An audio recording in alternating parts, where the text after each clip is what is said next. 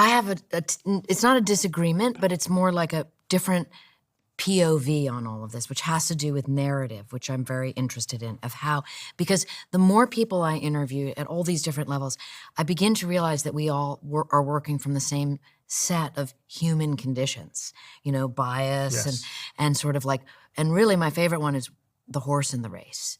You have a horse in the race of how you think and the way in which you see the world. And I know as I get older, what I try to do personally is I try to notice where I am wrong.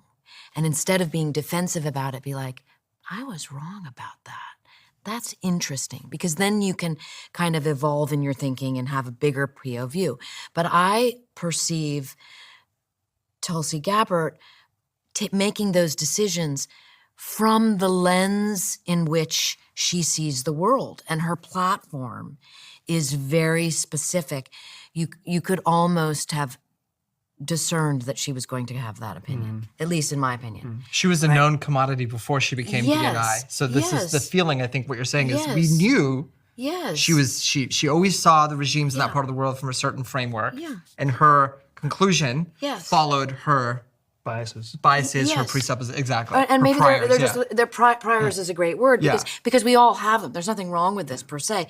It's just that because I would take a totally different look at any of this if I was the DNI and would be like, Mr. President, it's not as much about these things that everyone's arguing about, because let's face it, no one's gonna know until time passes the damage that was really done there. Period, full stop. You know that.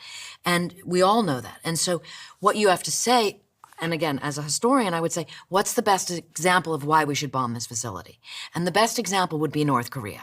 Because Clinton, so North Korea once upon a time did not have 50 nuclear warheads and the ICBMs to get them to the United States to take out the United States, which is what I write. There's my bias, my lens, my point of view. But I have studied this, and so it's interesting to me that Clinton was going to bomb North Korea when they were in precisely the same situation that Iran is now, not yet having a nuclear bomb. And North Korea promised that they wouldn't enrich the uranium. And this is in 1983. And Clinton was preparing a military strike. And it was complex because a lot of people in Seoul were gonna die, in South Korea. And then Jimmy Carter stepped in and said, I will go negotiate the peace with the current dictator's father.